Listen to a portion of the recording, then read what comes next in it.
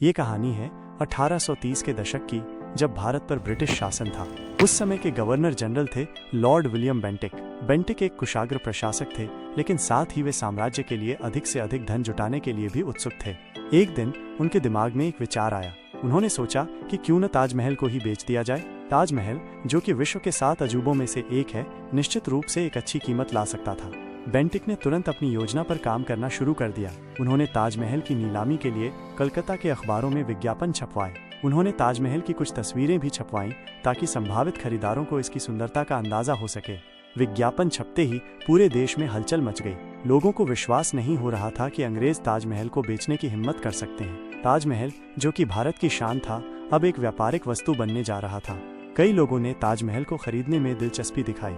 इनमें से एक थे मथुरा के सेठ लक्ष्मीचंद। लक्ष्मीचंद एक धनी व्यापारी थे और वे ताजमहल को किसी भी कीमत पर खरीदने के लिए तैयार थे। नीलामी शुरू हुई और लक्ष्मीचंद ने 7 लाख की बोली लगाकर ताजमहल को जीत लिया। उस समय 7 लाख एक बहुत बड़ी रकम थी और लक्ष्मीचंद ने साबित कर दिया कि वे ताजमहल को बचाने के लिए कुछ भी कर सकते हैं। लेकिन ताजमहल की नीलामी की खबर लंदन तक पहुंच गई। ब्रिटिश संसद में इस बात पर हंगामा मच गया। कई सांसदों ने कहा कि ताजमहल को बेचना भारत की संस्कृति का अपमान है। आखिरकार ब्रिटिश सरकार को झुकना पड़ा और उन्होंने ताजमहल की नीलामी को रद्द कर दिया। इस तरह ताजमहल को बिकने से बचा लिया गया। ये कहानी है 1830 के दशक की, जब भारत पर ब्रिटिश शासन था। उस समय के गवर्नर जनरल थे लॉर्ड विलियम बेंटिक। बेंटिक एक कुशाग्र प्रशासक थे, लेकिन साथ ही वे साम्राज्य के लिए अधिक से अधिक धन जुटाने के लिए भी उत्सुक थे। एक दिन उनके दिमाग में एक विचार आया। उन्होंने सोचा कि क्यों न ताजमहल को ही बेच दिया जाए। ताजमहल, जो कि विश्व के 7 अजूबों में से एक है, निश्चित रूप से एक अच्छी कीमत ला सकता था। बेंटिक ने तुरंत अपनी योजना पर काम करना शुरू कर दिया। उन्होंने ताजमहल की नीलामी के लिए कलकत्ता के अखबारों में विज्ञापन छपवाए। उन्होंने ताजमहल की कुछ तस्वीरें भी छपवाईं ताकि संभावित खरीदारों को इसकी सुंदरता का अंदाजा हो सके। विज्ञापन छपते ही पूरे देश में हलचल मच गई।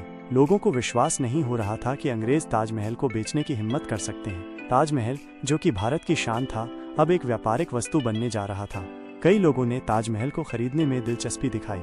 इनमें से एक थे मथुरा के सेठ लक्ष्मीचंद। लक्ष्मीचंद एक धनी व्यापारी थे और वे ताजमहल को किसी भी कीमत पर खरीदने के लिए तैयार थे।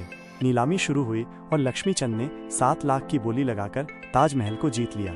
उस समय 7 लाख एक बहुत बड़ी रकम थी और लक्ष्मीचंद ने साबित कर दिया कि वे ताजमहल को बचाने के लिए कुछ भी कर सकते हैं। लेकिन ताजमहल की नीलामी की खबर लंदन तक पहुंच गई। ब्रिटिश संसद में इस बात पर हंगामा मच गया। कई सांसदों ने कहा कि ताजमहल को बेचना भारत की संस्कृति का अपमान है।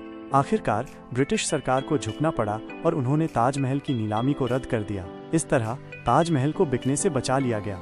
ये कहानी